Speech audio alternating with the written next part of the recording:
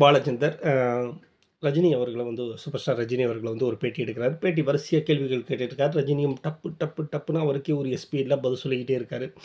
கடைசியா ஒரு கேள்வியில வந்து நிக்கிறாரு. "உனக்கு பிடித்த இயக்குனர் யார்?" பாலச்சந்தருக்கு உள்ளூருக்குள்ள தன்னுடைய பேர தான் சொல்லுவார் அப்படிங்கிற ஒரு எண்ணம் இருந்திருக்கலாம். ஏன்னா, ரஜினியுடைய அத்தனை உயரங்களுக்கு இன்றைக்கு இருக்கக்கூடிய அத்தனை உயரங்களுக்கும் அடிப்படையில் காரணமாக இருக்கக்கூடியவர் பாலச்சந்தர் அவர்கள் தான்.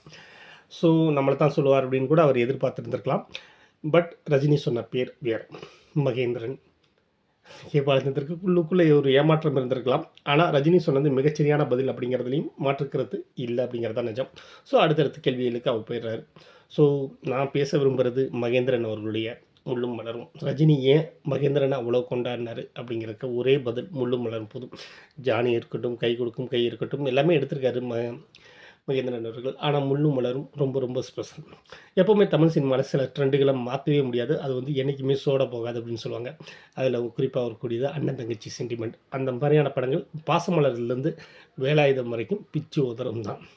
ஸோ, அந்த படங்கள் அ பாசமலர், வேலாயுதம், திருப்பாச்சி, அ கிழக்கு கிழக்கு சீமையிலே இந்த மாரி நெறைய படங்கள் இருந்தாலும், எந்த விதமான துருத்தல் இல்லாமல், ஓவர் ஆக்டிங் இல்லாம, ஒரு செயற்கைத்தனம் இல்லாம, மனசுக்கு நெருக்கமா இருக்கக்கூடிய படம்னு கேட்டீங்கன்னா, முள்ளும் மலரும் மட்டும்தான். ரஜினி அப்படிங்கிற சூப்பர் ஸ்டார விட்டுட்டு, நம்ம ரஜினி அப்படிங்கிற ஒரு மாபெரும் நடிகன, ஒரு ஃபிலிம் இன்ஸ்டிடியூட் ஸ்டூடெண்ட்டா அந்த படத்தில நம்மளால பார்க்க முடியும். என்னடா இது ரஜினி இப்படி கொண்டாடுறானே! இவன் அப்படிப்பட்ட ஆள் கிடையாதே அப்படின்னு நீங்க யோசிக்கலாம்.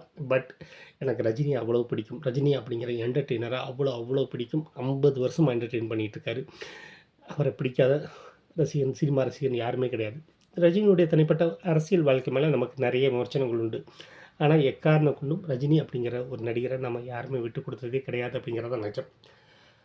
முள்ளும் மலரும் ஒரு சின்ன கிராமம். அந்த கிராமத்தில இருக்கக்கூடிய அண்ணன், தங்கச்சி. அந்த தங்கச்சிக்கு வரக்கூடிய காதல், அண்ணனுடைய விபத்து, அதனால ஏற்படக்கூடிய ஒரு ஈகோ மோதல். இதுதான் அந்த படத்தோட சின்ன கான்ஃப்ளிக்ட்டே.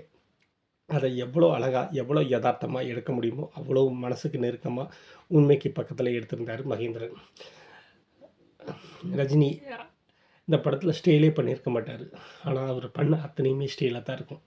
ரஜினி இந்த படத்தில பஞ்ச் டயலாக்கே பேசியிருக்க மாட்டாரு. ஆனா, இந்த படத்தில அவர் பேசுற அத்தனையுமே பஞ்ச் டயலாக்கா தான் இருக்கும். அப்படி ஒரு கதாபாத்திர வடிவமைப்பு. அதை எடுத்துக்கிட்ட விதமும், ரஜினி கொண்டு வந்த விதமும் கிளாஸ். இளையராஜா என்ன சொல்ல? நல்ல படங்கள இளையராஜா இந்த இடத்துலேருந்து இவ்வளோ உயரத்துக்கு தூக்குவாரு அப்படிங்கிறதுக்கு இந்த படமும் உதாரணம். அந்த செந்தாழம் பூவில் ஒரு ஜீப்ல போகக்கூடிய ஒரு காட்சி. அதில அந்த பாட்ட அவ்வளோ சுவாரஸ்யப்படுத்தியிருப்பாரு. அப்புறம் என்னோட ஃபேவரைட் நேத்து வச்ச மீன் குழம்பு. ஏன்னா இந்த படத்த நான் ரொம்ப சின்ன வயசுலயே பார்த்துருக்கேன். அப்பவே எனக்கு மனசுக்கு நெருக்கமா இருக்கும். இவ்வளோ ஜாலியா, இவ்வளோ கலோக்கியலா ஒரு பாட்ட எடுக்க முடியுமா அப்படின்னா, நேத்து வச்ச மீன் குழம்பு. படாபட், ஜெயலட்சுமி, சோபா. சோபா எனக்கு அவ்வளோ, அவ்வளோ, அவ்வளோ பிடிக்கும். அ 17 வயசுல அந்த பொண்ணு இந்த உலகத்தில இல்லாம போயிடுச்சு. ஆனா 17 வயசுக்குள்ள ஒரு வாழ்நாளுக்கும் முழுமையான சாதனைகள அந்த பொண்ணு பண்ணிட்டு போயிடுச்சு அப்படிங்கிறது தான் நிஜம்.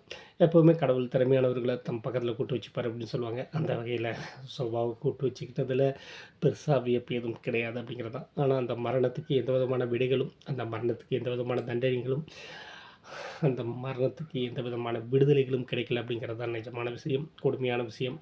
எந்த பதில்களுமே இல்லாம மறைஞ்சு போன மரணங்கள்ல ஷோபாவுடைய மரணமும் ஒண்ணு. ஓகே, அத விட்டுருவோம். அண்ணன், தங்கச்சி 2 பேரும் அவ்வளோ பாசமா இருக்காங்க. ரொம்ப எதார்த்தமான ஒருத்தருக்கு ஒருத்தர் விட்டு குடுக்காம, சண்டையும், சச்சரவும், ஜாலியும், கேலியுமா இருக்காங்க. அந்த ஊருக்கு புதுசா இன்ஜினியர் வராரு. வந்த மொத நாள்லேருந்தே அண்ணனுக்கும், அந்த ஹீரோவுக்கும், அந்த இன்ஜினியருக்கும் பிரச்சனைகள் ஆரம்பிக்குது. ஈகோ முட்டிக்கிட்டே இருக்காங்க. அவர் வந்து பார்த்தீங்கன்னா, ஹீரோவுக்கு சீனியர் ஆஃபீசர். அவர் கையில தான் இவருடைய வேலையே இருக்கு அப்படிங்கிற சிச்சுவேஷன். பட் அதற்கெல்லாம் அஞ்சறக்கூடிய ஆள் கிடையாது நம்ம ஹீரோ.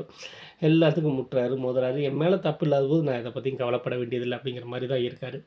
ஒரு கட்டத்தில ஹீரோவுடைய தங்கச்சிய ஷோபாவ இன்ஜினியர் சரத் பாபு பண்ணியிருப்பாரு. லவ் பண்ண ஆரம்பிக்கிறாங்க. அவங்க 2 பேத்துக்குள்ள ஒரு அழகான காதல் மலருது.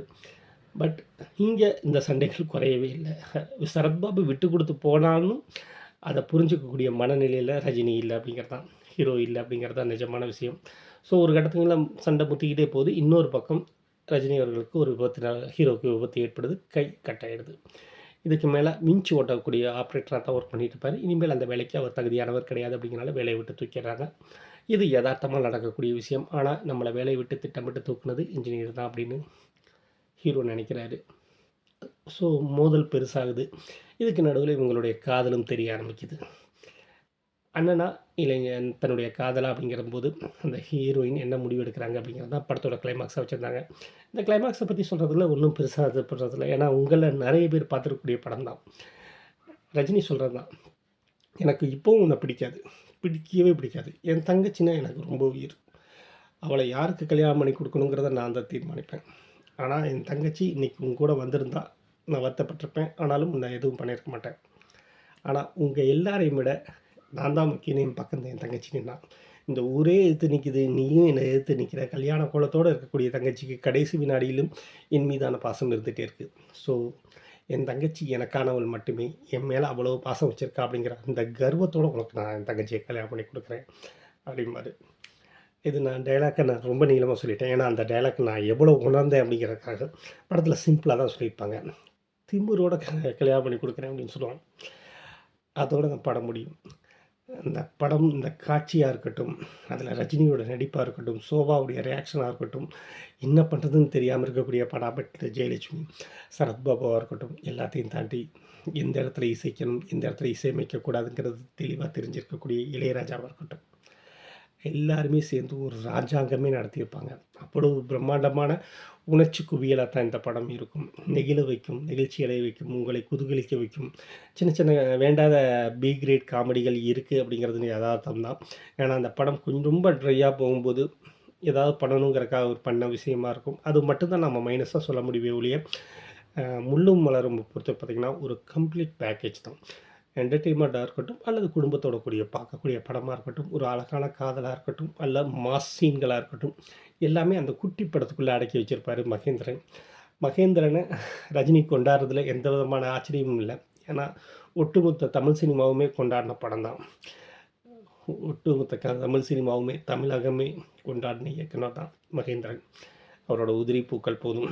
அதை என்னால எந்த வகையிலுமே விமர்சனம் பண்ண முடியாது அப்படிங்கிற ஒரு படமா இருக்கக்கூடியது உதிரி பூக்கள். எந்த வகையிலுமே நியாயப்படுத்த முடியாத ஒரு ஹீரோவ, நம்ம பரவாயில்ல இவன் பொழச்சு கூட போட்டுமே அப்படின்னு நம்மள நெனைக்க வைப்பார் தெரியுமா? அவ்வளோ படம் ஃபுல்லா நம்ம வெறுத்துக்கிட்டே இருப்போம் விஜயன. இவன் என்னடா இவனுக்கு எதாவது நடந்துராதா அப்படின்னு நம்ம நெனச்சுட்டே இருப்போம். கடைசி காட்சியில இவன் உயிரோட இருந்துட்டு போட்டுமே அப்படின்னு நம்மள நெனைக்க வைப்பார் தெரியுமா? அதுதான் மகேந்திரன். மகேந்திரன் இந்த மண்ணிலேருந்து, இந்த கரிசல் மண்ணிலேருந்து அவர் எடுத்துக்கிட்ட கதைகள், அவர் உருவாக்கிய கதாபாத்திரங்கள் எல்லாமே காலத்தால் அழியாது. இன்னைக்கு எவ்வளவுதான் வளர்ச்சிகள் முன்னிருந்தாலும், அடிப்படையில நாம மனிதர்கள் நமக்குள்ள இருக்கக்கூடிய அந்த ஈரம், அந்த ஈரம் மட்டுமே நம்மள தொடர்ந்து முன்னெடுத்து சொல்லுது அப்படிங்கிறதுல மகேந்திரன் தெளிவா இருந்தாரு. அவருடைய படங்கள் அத மட்டுமே பேசுச்சு. அன்பையும், நேசத்தையும் மட்டுமே பரிமாறிக்கிட்டே இருந்துச்சு. அவர் நம்ம கூட இல்ல. அவர் படங்கள் அவர நினைவு கூர இருக்கு. எனக்கு முள்ளும் மலரும் அவ்ளோ, அவ்ளோ, அவ்ளோ ஸ்பெஷல். உங்களுடைய வாழ்க்கையில முள்ளும் மலரும் என்ன விதமான படைப்பா இருக்கு அப்படிங்கிறத நீங்க கமெண்ட்ல சொல்லுங்க. நான் நெறைய சொல்லணும்னு ஆசைப்பட்டேன். பட் சொல்ல வந்ததையும் நான் சரியா சொல்லல அப்படிங்கிறதுலயும் தோணுது. பட் இந்த படத்த இப்படித்தான் விமர்சனம் பண்ணணுங்கிறதுலயும் தெளிவா இருக்கேன். வேற எதுவுமே கிடையாது. ஓகேங்க. நான் இன்னொரு வீடியோலயோ அல்லது இன்னொரு லைவ்லயோ நான் கண்டிப்பா உங்கள சந்திக்கிறேன். அதுவரை உங்களிடமிருந்து விடைபெறுவது உங்கள் கவின்.